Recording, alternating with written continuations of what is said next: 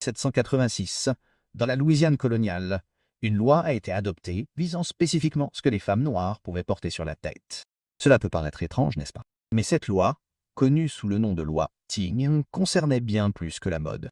C'était un outil de contrôle sophistiqué, conçu pour contrôler la féminité noire et renforcer une hiérarchie raciale fragile. Aujourd'hui, nous allons plonger au cœur de l'histoire de la loi Tigen, une histoire de pouvoir, d'anxiété et d'incroyable résistance. Pour comprendre pourquoi cette loi a vu le jour, nous devons d'abord nous représenter la Louisiane de la fin du XVIIIe siècle. Sous la domination française puis espagnole, la Nouvelle-Orléans avait une structure sociale complexe. On y trouvait les colons blancs, la population africaine réduite en esclavage et une classe influente croissante de personnes de couleur libre ou de jeans darried libre. Au sein de ce troisième groupe, les femmes noires libres se taillaient un espace unique et puissant. Nombre d'entre elles étaient des entrepreneurs, des artisanes, des propriétaires fonciers et des commerçantes prospères. Elles ne se contentaient pas de survivre, elles prospéraient. Elles s'habillaient de beaux vêtements à la mode portée, des bijoux élégants, et se coiffaient de manière élaborée, rivalisant souvent, voire surpassant, celle des femmes blanches, fortunées. Cette visibilité, cette démonstration publique de réussite et d'autonomie, rendait les autorités coloniales très nerveuses. Comme le dit l'historienne Emily Clark, ces femmes ont bouleversé la grammaire visuelle de la race sur laquelle reposait l'autorité coloniale. Leur seule présence remettait en cause l'idée selon laquelle le statut social et la blancheur étaient une seule et même chose.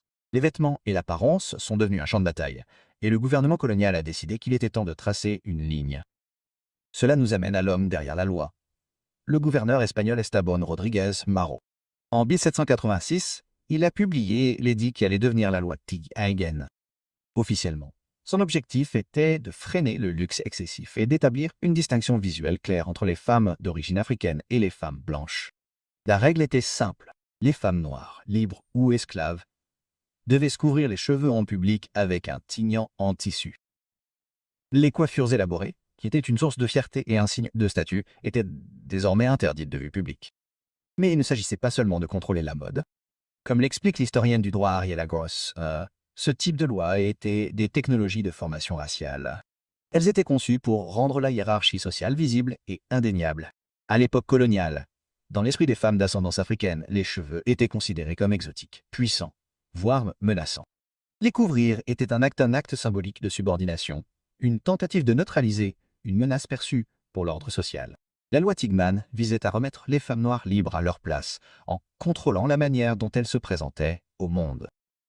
Une autre angoisse plus profonde alimentait cette loi, la compétition sexuelle. La société coloniale était remplie de rumeurs et d'accusations selon lesquelles les femmes noires libres attiraient les hommes blancs loin des femmes blanches. Ces femmes étaient souvent prises dans une terrible double contrainte, considérées à la fois comme dangereusement séductrices et sexuellement exploitables. La loi Tigen était une tentative des autorités de résoudre cette contradiction en obligeant les femmes noires à porter le Tigen. L'État les marquait symboliquement comme racialement différentes et, à leurs yeux moins désirables, tentant ainsi de protéger le statut et la respectabilité des femmes blanches.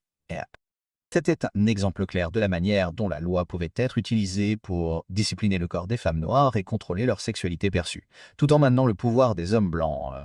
Alors la loi a-t-elle fonctionné? A-t-elle réussi à diminuer le statut et l'esprit de ces femmes? Absolument pas. Et c'est là que l'histoire prend une tournure puissante et inspirante. Au lieu d'accepter le Tigen comme un signe de honte, les femmes noires de Louisiane ont inversé la tendance. Elles ont transformé cet outil d'oppression en un symbole saisissant d'identité et de défi. Le Tigen est devenu une toile pour leur créativité. Elles ont utilisé de magnifiques tissus aux couleurs vives, comme la soie et le velours. Elles ont décoré leurs foulards de plis complexes, de bijoux, de rubans et de plumes. Ce qui était censé être un simple couvre-chef terne est devenu une déclaration de mode élaborée. Elles ont pris une règle conçue pour les rendre invisibles et l'ont utilisée pour devenir encore plus visibles, plus belles et plus provocantes. Cet acte de résistance créative est un parfait exemple de ce que l'historien culturel Shane White appelle l'appropriation de formes de contrôle imposées et leur transformation en expression d'autonomie. Elles ont pris la loi du gouverneur et se l'approprient. La loi Tigen n'était pas un événement isolé.